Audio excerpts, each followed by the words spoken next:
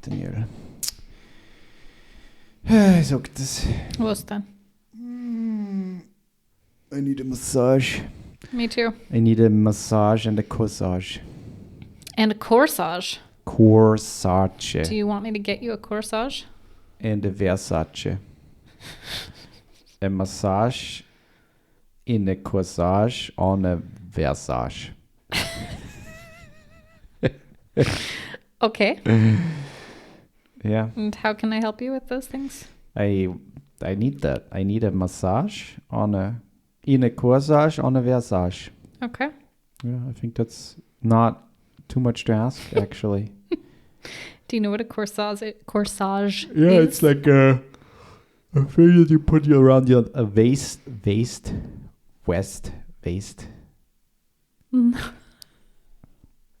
It's like a thing that you put around your upper body, right? Sicher. No. What are you talking about? What are you talking about? You really don't know. That's the corsage. No, it's not. What is the corsage? What is it? I knew as soon as you said corsage that you didn't know What is it?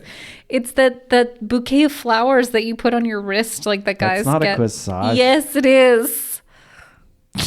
No, it's not. Look up corsage. Corsage. There.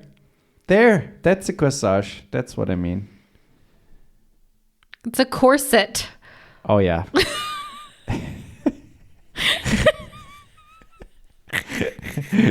That's what I meant. God damn it. Oh, boy. I'm tired today. Sorry, dear listeners. Let's get into the episode. Sure.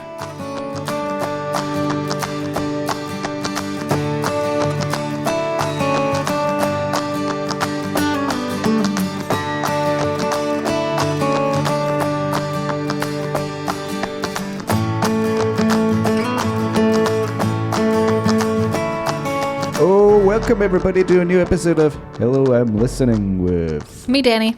And Woifi. Dear listener, we have a pickle.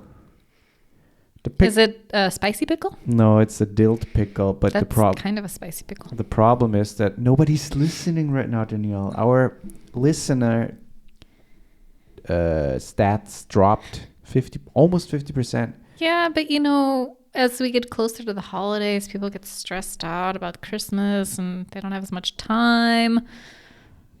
I feel like if we could, can we look back at statistics from previous years? Yeah, sure you can. Maybe there's like a pattern that there's a drop in listens around Christmas time. Nah, usually the drop is happening in around the summertime. When people, but we had a massive spike in like July or something. No, we did this year, which is surprising. But yeah, I mean, yeah, that's true. We had a drop last year, but not as significant. Like this drop is massive. Yeah, but we also have more listeners now. Of course the drop is more significant. Like we had our just if anybody is interested, but like in April this year we had like our biggest amount of listeners, and then it went on to grow pretty significantly, and then like in November, end of October, start of November, it just dropped all of a sudden. Maybe we should look into what episode Mrs. Butterscotch first came in on and see if the listens have gone down since the oncoming of Mrs. Butterscotch. Mrs. Butterscotch has not been in any episodes lately, so... What are you talking about? We just had an episode of Mrs. Butterscotch. No, the last episode, for example, she wasn't in at all. The episode before that, we had the letter from your mom to Mrs. Butterscotch. Yeah, but so lately, it's one episode. I mean, yeah, basically, yeah. So, listener, that means you please subscribe if you have not subscribed yet. Just hit that subscribe button and rate the podcast. And yeah, share it on your Instagram, on your WhatsApp story, on your Signal story, on your Facebook story. It's super easy and super fast and helps us a lot. Yep. Today we're talking about the Christmas season movies. No, technically we talk about movies that gets you into the joy of Christmas, that gets you into the spirit of Christmas. Does that make sense? I don't know. The spirit of Massachusetts. The spirits of spirits. And yeah, so I thought we talk about Christmas movies, and not necessarily Christmas movies per se, but movies that maybe are related to Christmas, or maybe like the winter season, maybe, right, or just movies you like to cozy up to. Yeah. Let's start with one that is very controversial. Oh, Schindler's List? No. Die Hard. No. Die Hard. It's not a Christmas movie. The director, Bruce Willis. Yeah, Bruce Willis has fucking dementia. What does he know? First of all, rude. Yeah, I know. Second of all, he said it years and years ago. I know. Bruce Willis himself said that Die Hard is not a Christmas movie. No, and if you don't believe Bruce Willis... The thing is, it's not a Christmas movie, but... Just because it takes place around Christmas does not mean it's centered around Christmas, and Christmas is a big part of the movie. Like, it's a big plot point of the movie, the holiday season. And therefore... It brings me joy watching it watching it on Christmas. I understand watching it around Christmas time because it takes place at that time of year, but it is not a Christmas movie. The last movie, the last song of the movie is a Christmas song. Yeah. So yeah. Not a Christmas movie. Why do you like Die Hard so much? Because you're a man. I mean that is very stereotypical, but probably. I mean, it is super stereotypical, but almost every man I've ever met loves Die Hard. It's a great movie. Yeah, it's a great movie. It's a classic. It's a classic action flick. It's Bruce Willis basically at a starting point of his career and defining one of the most iconic action characters next to Schwarzenegger's career and Stallone's career. And marking, I think, also one of the greatest action series ever. I mean, you can all talk about Die Hard 5. Let's not... I think I've only seen Die Hard 1. Nah, we watched all. We didn't watch them all. Yeah, we watched them all. Really? Yeah, all until 4. Okay, so we didn't watch them all. Yeah, the 5th we never watched, no. Okay. I think so. I don't really remember. But yeah, we watched them all. The 3rd one is amazing with Samuel L. Jackson. Doesn't matter. No, it's a great fucking series, and Bruce Willis is fucking amazing, and there's some really cool one-liners, like cringy, fun one-liners. Yeah. It's a great movie. Yeah, I agree. Yeah. I just don't think it's a Christmas movie, but I get why he would watch it around Christmas. Okay. What else? Oh, there's so many. I mean, I'll go with the one that we watched the other night because it's one of my all-time favorite Christmas movies, and that is Elf. Oh, Elf. Yeah, that's... It's just, I don't know, one of those, a lot of Christmas movies that are actually Christmas movies are so like kitschy and you only want to watch them once. Yeah. But Elf is so well done that it's like, that's a movie I could watch multiple times. Yeah. Or, sometimes there are your Christmas movies that you watch where you don't watch them every year because you're like, I just watched that last year. I don't know if I want to watch it again because it's just so in your face, Christmas, kitschy. Mm-hmm. But Elf isn't every year. Like, it has to happen. Me and Jon Favreau, 2003, Elf is definitely a classic that if you have not seen it, and what are you even doing with your life? Right. Yeah. Because that movie, the thing is, I can see that a lot of people don't like Will Ferrell. What? Yeah, there are a lot of people that don't like him. How? And I can see that because he is, especially in the last 15 years, he has a very certain type of humor. And I can see that some people don't like that.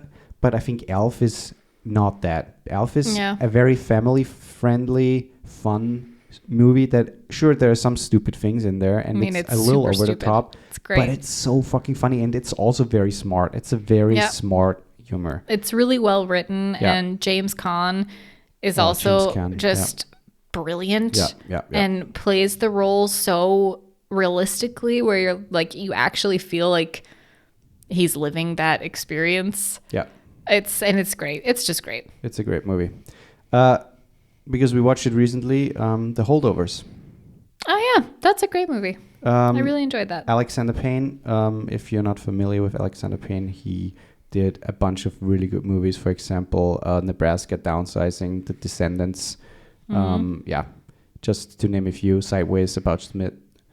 And his newest movie is The Holdovers. It's, I think, still in the cinemas in America.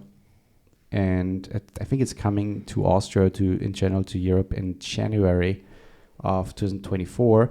And it's a really cool movie with Paul Giamatti as the main guy who basically plays a teacher on this pristine, what is it called? Like, it's not a typical It's school. a boarding school. A boarding school, right? Internat in German. And they get basically, some of the boys get stuck there, and then eventually he just ends up being there with one boy. Yeah, but what happens to a lot of the boys, I don't remember what year it's in, but there is some sort of In the 70s. war happening. 1970s, it's Vietnam War. Yeah, Vietnam.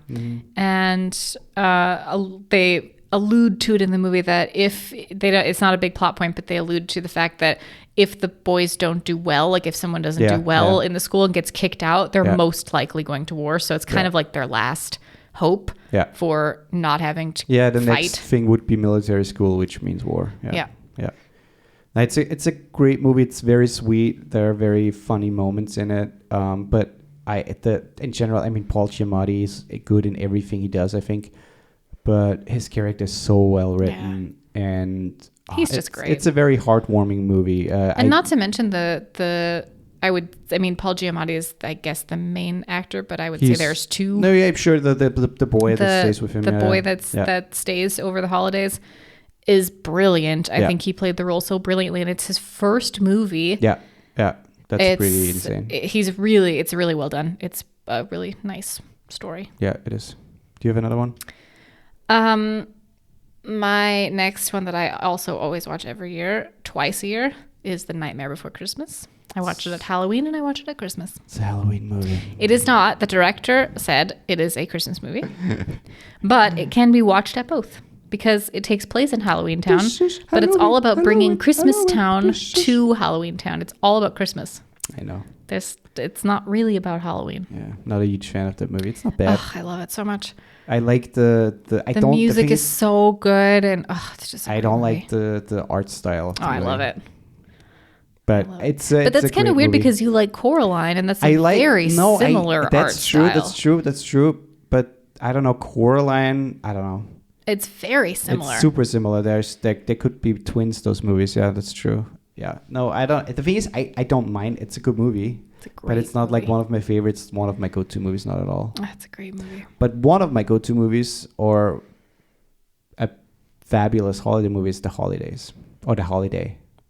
The Holiday with Jack Black. It's a great Nancy movie. Meyers. I mean, it's a great... I like watching that one too, yeah. And it's also like another one of those movies you don't have to watch at Christmas time. It can just be like a winter movie because it's kind of centered around Christmas. Yeah. But it's more centered around the time of Christmas. Jude Law, Kate Winslet, Cameron Diaz. Jack Black, Cameron Diaz. Yeah, it's a great movie. That movie is where I fell in love with Jack Black.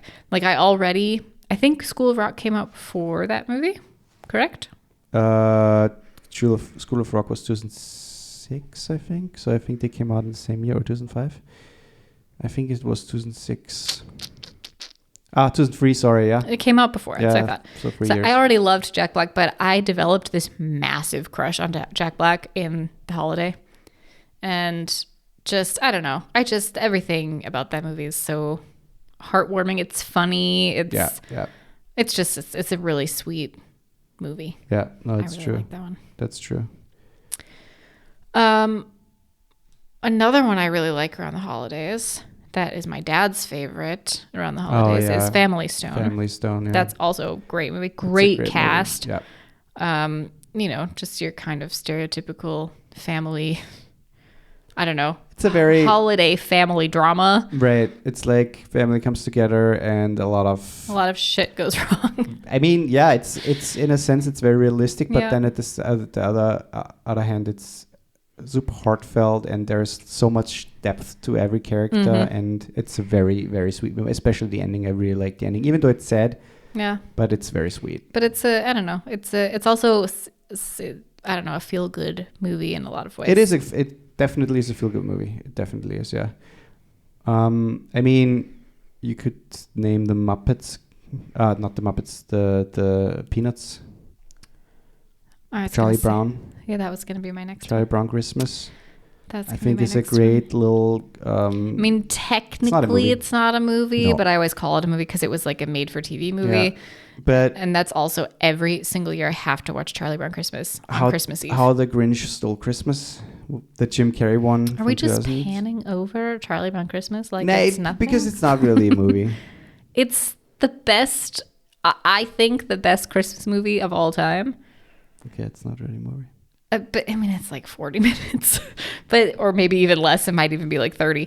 But I don't know, it's just so sweet. It is sweet. It's so sweet. I love the pacing of it. It's not too. The music is very nice. The music is brilliant, and it's also my favorite Christmas music. And every time Christmas rolls around, I'm like, Charlie Brown Christmas. That's my go-to but how soundtrack. the Grinch Stole Christmas. Yeah, but the cartoon. Nah, I would then do you're the talking about 2000 live action adaptation with Jim Carrey. I mean, they're both brilliant. But it's a great movie. Yeah. Jim Carrey is so fucking good in it. Yeah. And the general, I mean, Ron Howard directed it, and he just brought the universe or totally. the whole I mean, the who book. will He and brought the everything. book to he life. brought the book to life so brilliantly, and it's a great movie. It's definitely I would consider it a Christmas classic. I would too. Yeah. That's also like every year. Yeah. Every year for me is Charlie Brown, The Grinch, and Elf, like consistently. Yeah. But another consistent for me, and this is like a throwback, is A Christmas Story. A Christmas Story. I don't remember what year. 70s? Yeah, I think. I want to say it came out in the 70s. I think 60. Really? You think 60s? I think so.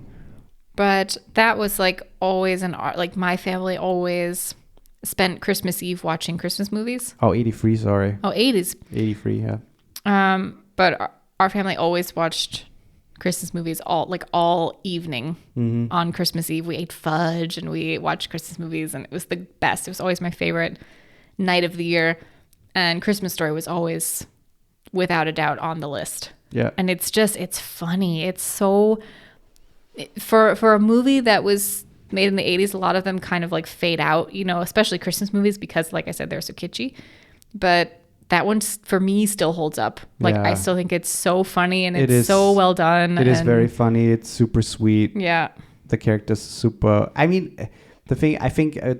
Definitely some things that are outdated. No, like sure. some racism things you probably couldn't do anymore. Like, and it appeals. I think it appeals to a very certain demographic. Yeah. I like. But I think especially growing up in the Midwest, where and also more American. Yeah, it's very Midwest. It's very yeah. But the sequel, I mean, that came out last year, A Christmas Story, Christmas, was also very sweet. It was sweet. It wasn't as great, but it was a very nice tribute to the movie, and I honestly didn't think that it would have been that good. Yeah, I didn't either. I was very skeptical. It was actually very surprising. Yeah. I mean, what is the one we watched? I forget the name of it, but that's also, I think, for us maybe going to become a classic. The one with Neil Patrick Harris, where they're playing the game, the Nintendo game, or the it was great. That was a sweet movie. I totally forgot about that one. Yeah, where he tells the story about how he got the first Nintendo. Yeah. That was a sweet movie. He's like telling the story to his kid because he wanted it. So was it his kid or his nephew? I think it was his kid. Yeah. But it was like this really sweet story. It gave me very Christmas Story vibes, which is why I liked it so much. That was very sweet. Wait, I'm looking it up right now. Oh, 8-Bit Christmas. Yes. That came out definitely. If you have not seen that movie, watch that one. It's really great. 8-Bit Christmas, yeah, that's a very sweet movie. Now another one that I would add to that list is Violent Night, that came out last year. Oh, with I always forget his name. Hopper, yeah. Yeah. I mean, it's a fun fucking movie. Yeah, it's like it's similar to Die Hard, but it's a real Christmas movie because it's Santa Claus killing people. But it's essentially the guy who did the Norwegian director who did Dead Snow, and some other really gory, violent movies, and it's basically Santa Claus who comes to a house and there's like a hostage situation going on, and he just basically annihilates all the bad people, and it's so funny. It's fucking brutal as hell, but it's a really, really fun movie, and it's I think it's a very cool tribute to like Die Hard and similar movies that are just over the top, fun, stupid, but you know, cool to watch. Yeah. Do you have something else? I very much enjoy. I mean, I love the Muppets. Everything Muppets is like, I'm obsessed. I love it. But the Muppet Christmas Carol, especially, is gold. It's just absolute gold. I mean, they've done a lot of reenactments of different stories, but that one in particular, Muppet Christmas Carol, is fantastic. I mean, it's a fun movie. I mean, Muppets in general. If you don't like them, then don't watch it. But if you like them, you have seen the Christmas. I mean, I think that's their most pop. Besides the original Muppet movie, I think the Muppet Christmas Carol is the most popular. I mean, there's also Gremlins, the first one. Is that a Christmas movie? I mean, I've never seen Gremlins. Oh, you've never seen? Oh, that's okay. Then we should watch it. It's a fun movie. I mean, it's technically a kids movie, so it's not really horror or something. But Joe Dante does such a cool job in introducing those furry little things. And it's centered around the Christmas season. But yeah, I would totally say it's a Christmas movie. And yeah, if you feed them after midnight or get them wet, they turn into evil little monsters who kill you.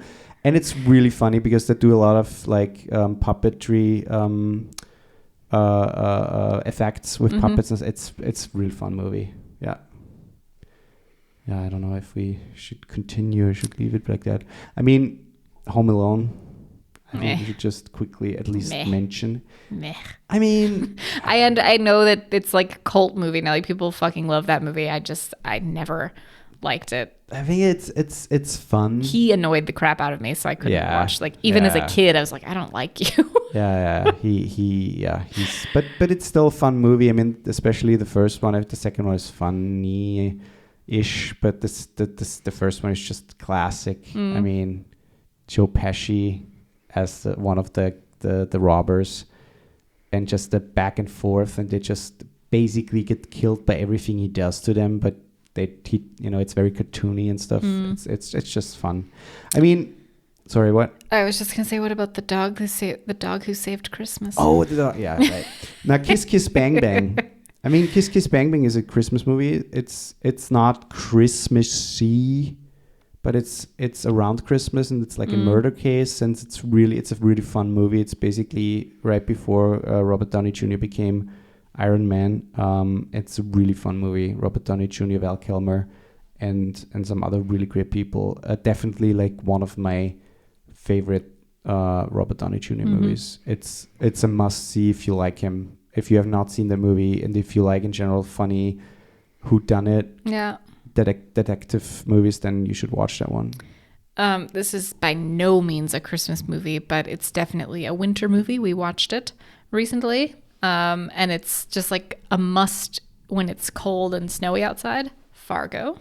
I mean, Fargo. Up there in Fargo. Margie. Hey there, Margie. Hey there. I mean, again, it pulls at my Midwest heartstrings a little bit with the accents. The new season is really good. The show is fantastic. The last season was not that great. But the new season apparently is really good. But the movie is just brilliant. It's more of a thriller, I would say. Yeah, sure. It's like a comedy thriller. It's a dark comedy thriller. Yeah. It's very dark humor. But when there's just like so much snow outside and you don't want to go out, and it's just like you want to stay in and snuggle up with the movie, Fargo's just great. It's a fantastic movie. It's funny. It's brutal, but it's also smart. Yeah, it's a fun movie. Definitely not a Christmas movie, but no. Yeah. There are tons of other, like Klaus, the animated one from Netflix. That was great. A couple of years ago. That's a phenomenal movie. That was great. Like the story and everything. There's so many good movies that are centered around Christmas. I mean, I like to watch Mr. Bean. Oh, yes. Very Mr. Bean Christmas. Oh, yes.